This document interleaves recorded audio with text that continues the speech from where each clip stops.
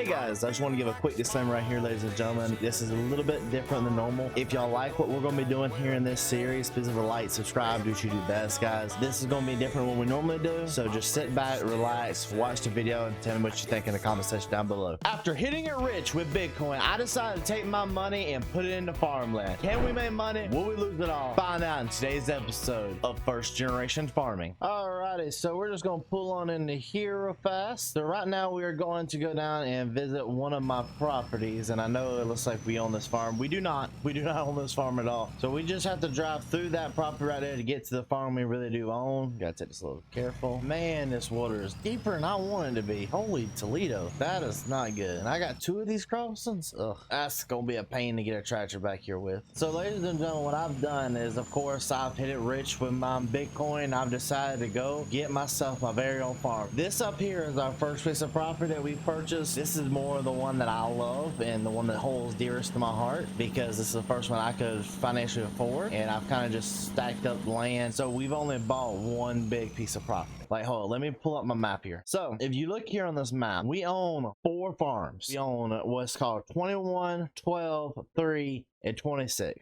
Now, of course, as time goes on, I want to rename these farms to something else. I'm gonna call this farm First Farm, is what I'm gonna call it. Now, of course, I've still got the task of finding me a place to build my own farm at, like put a shed out for a little bit of time. That's also gonna come in time. I've also thought about picking up this lot right here. It has like a little concrete pad. I'll show that later. So this is our first farm that we purchased. This was the next one, which you can tell who we bought it from, same farmer. Then we bought these, that one, and then this one right here just bought in the auction recently. So left to our name, we have $450,000. That's all we get, and with that money we plan on going ahead and starting our farm, buying a tractor, and getting everything ready to roll, because it's the first day of planting. So we can't plant soybeans yet, but we can go ahead and plant the corn. So that would put me at a point where I'm just going to go ahead and start getting the corn ready to go and buying the planters now, so that we're good to go and ready to rock and roll here pretty soon. So there's a dealership up here that is a half dealership, half supermarket. It's interesting how they have it up here, but it's a interesting place. So we're gonna go up here and check it out real fast and see if we can find ourselves a tractor. I heard they got some interesting tractors and planters and stuff that I might want to go take a look at. We'll say this, the plan is to buy my very own harvester as well, so that we can enjoy it, because I mean, ladies and gentlemen, I will not lie, this is not my only job is farming, but this will be like a little bit more like a hobby farm, so I'm gonna enjoy it a little bit more. Of course, we've rented a place out here to live, but hold up, before we get up there, I'll show y'all the little plot that I'm looking at buying. So this right here would be the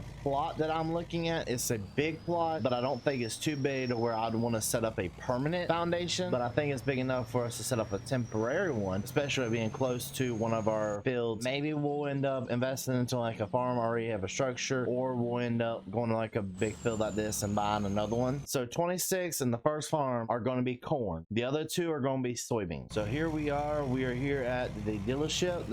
You go around back here, and this is where they have all their stuff at. Nice harvester right there, I give it to them. So we'll go ahead and head back here and figure out what we all are going to do. The first things we gotta look at is, of course, the tractor. So you got an 8410, not in my price range. This is in my price. 4440, nope, not big enough. Yeah, I'm not even gonna go look at those two. Those two are just out of my price range altogether. So I'm kind of trying to decide, like, depending on how much the harvester is and how much everything will cost will depend on what I'm planning on. I don't want to go too big with planters. I want to go with something more minimalistic, something like this right here that's going to get the job done in a reasonable amount of time, but not overly too fast, because these things are still expensive. This is probably what, 10 grand? I mean, I couldn't imagine that, probably about 80 grand. These harvesters are going to be expensive, but they're going to be worth it at the end of the day. So I'm gonna go ahead and head up front. We'll talk to somebody, and I'm gonna kind of come back and tell y'all what the plans are. Well, alrighty, so we've got a kind of a plan down. I have 2 options. So this tractor here by itself is $95,000. This tractor by itself is $40,000, and this tractor right here is $115,000 by itself. But if I was to do a bundle where I got the 44 and this one, these 2 right here would run me $125,000. If I was to get this less the 84 down there, that would only run me $130,000, which I'm leaning towards that. That sounds like the better deal. We're getting more horsepower, better tractor. So that's pretty much the plan for that. Going back here, I'm looking into one of these, but they're $50,000. I don't need this until I'm getting closer to building a building, so I'm gonna wait on that for a little bit. Now getting back here, you have two pieces of equipment that I'm looking at. So I was looking at this right here, this Kinsey, but for me it's just I don't want to deal with the anhydrous stuff. I'm actually gonna custom out like all the fertilization and everything like that. I don't want to do that because I don't think it's smart for me to do that. Now this right here, the 7,000 planter, this is what we're going to mainly be using, and I'm going to buy this no matter what. I'm planning on picking up those two right there and picking up that planter back there and go ahead and get those put onto a farm. I don't know what I'm gonna do yet for storing them. I'm probably just gonna leave them out there in one of the fields and leave one of the fields not fully planted and kind of leave like a little curved out area so that we can park equipment and not have to worry about equipment front out. I'm gonna go ahead and finish up the paperwork real fast and get everything tidied up and finished. Alrighty, so they just went ahead and took everything out of my banking account and we officially own those tractors and that planter. They told me the place I can go and get a trailer from real fast, so I'm just gonna go pull up there and go get a trailer, and I'm gonna come back as soon as I can. Alrighty, so I just went and picked this up. I think it's like $15,000 ish. So I'm gonna park it over here and go ahead and get stuff loaded up. So what I'm gonna do is I'm gonna put the 4440 on it. The reason I need to put this on there is because I'm only going to take this over to the field, then I'm going to drive the other because they are going to actually pull that globe off the top for me, so I don't have to do it myself and risk damaging the tractor. And I'm just gonna go ahead and take this back there and be safe with it and get my girlfriend to take me back over here. So I'm gonna end up leaving it in this field over here, and the only reason I'm leaving this field is because this is the field we're gonna be doing most of the work in at the beginning, because there's definitely a lot of stuff for us to do in this field still, and I want to look over it and make sure everything is done prim and proper. So I'm gonna pull on into here. This front part right here is where I'm gonna end up leaving my equipment and make sure everything is where it should be. Come out here, take this off here, take this off there, fire up and roll it back. So I'm just gonna kind of park this right here and leave this out here in the field for right now until we can figure out what we're going to be doing. I'm also gonna go ahead and drop the trailer out here as well. All right, so that's all out here. We're gonna leave that out here for the time being. Now we pretty much just gotta wait a little bit of time for everything to come back and we'll be able to get to work. So I went ahead and bought some corn seed already just so we at least have some. We're just gonna go ahead and load up these two pallets at least, and there you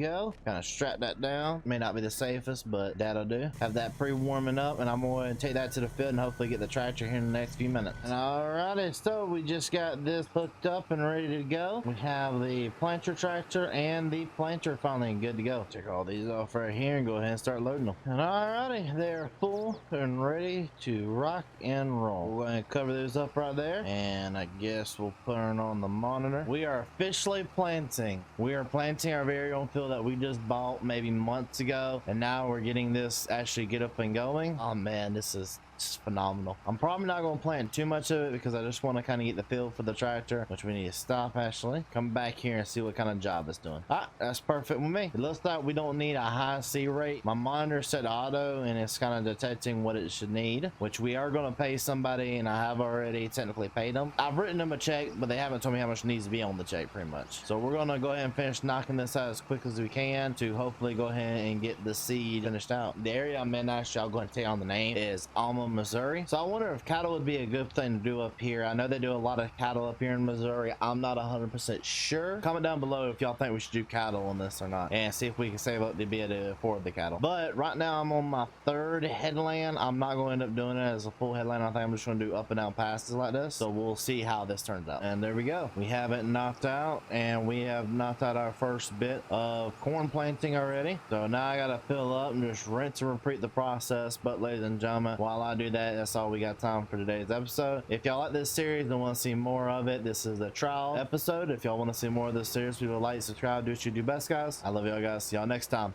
Peace.